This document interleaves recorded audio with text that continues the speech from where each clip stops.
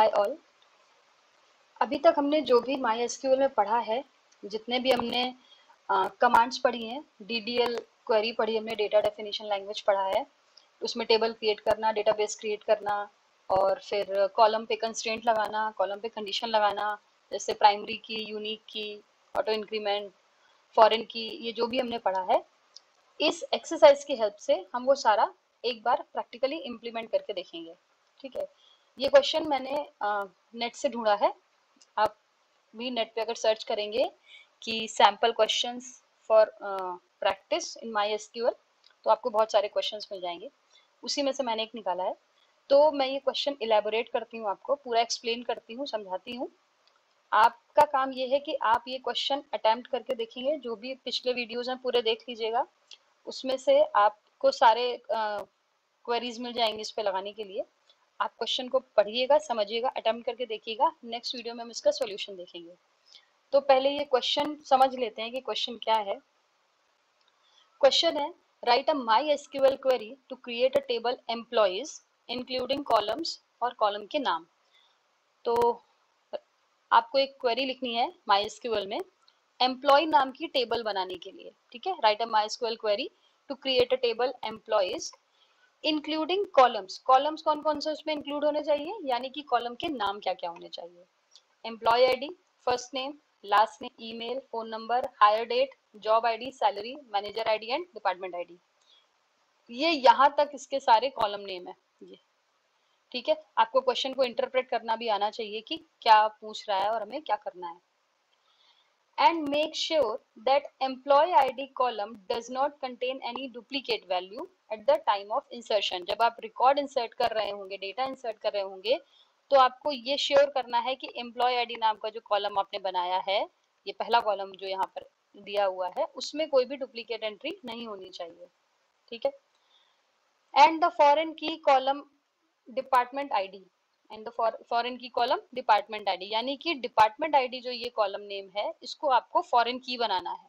Reference कहाँ से लेना है, कॉलम डिपार्टमेंट आईडी, और रेफरेंस टेबल कौन सी है, डिपार्टमेंट्स। ठीक है, यानी कि आपको एक डिपार्टमेंट्स नाम की एक टेबल बनानी है जिसमें एक कॉलम होगा डिपार्टमेंट आईडी, उसका रेफरेंस आपको इस एम्प्लॉय टेबल के, ये एम्प्लॉय टेबल के डिपार्टमेंट आईडी में डालना है।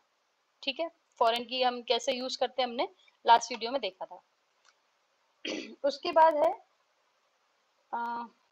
Can contain only those values which exist actually गलत क्वेश्चन है, which exist in the departments table and another foreign key column job ID, यानी कि एक और फॉरेन की कॉलम है जॉब आईडी, ये आपका जॉब आईडी। ये किस टेबल से रेफरेंस होगा, जॉब्स नाम के टेबल से। ये लिखा है जॉब्स टेबल, और उसका कॉलम कौन सा होगा, जॉब आईडी। ठीक है, लकीली जो भी कॉलम है, जो फॉरेन की कॉलम है और जो रेफरेंस कॉलम है, दोनों आपके सेम नाम से हैं। आपका अलग अलग नाम भी हो सकता है, मैंने फॉरेन की वीडियो में बताया था। Can contain only those value which are exist in the jobs table या which exist in the job table. तो मैं क्वेश्चन एक बार पूरा पढ़ती हूँ, फिर एक बार फिर से एक्सप्लेन करती हूँ।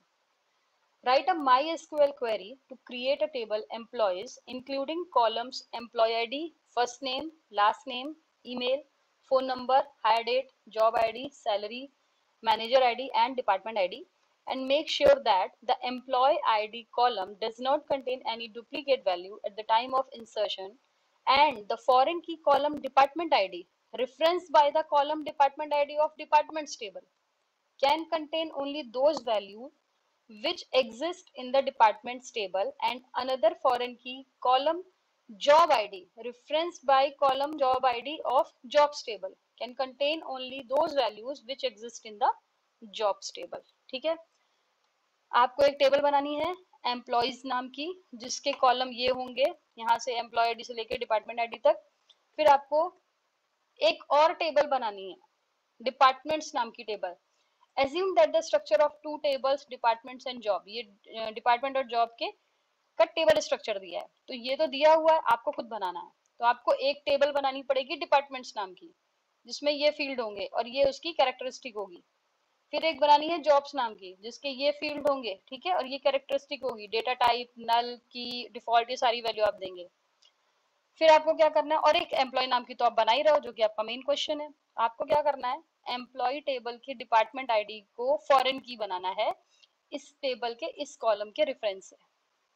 फिर एम्प्लॉय टेबल के जॉब आईडी कॉलम को भी फॉरेन की बनाना है इस टेबल के इस कॉलम से।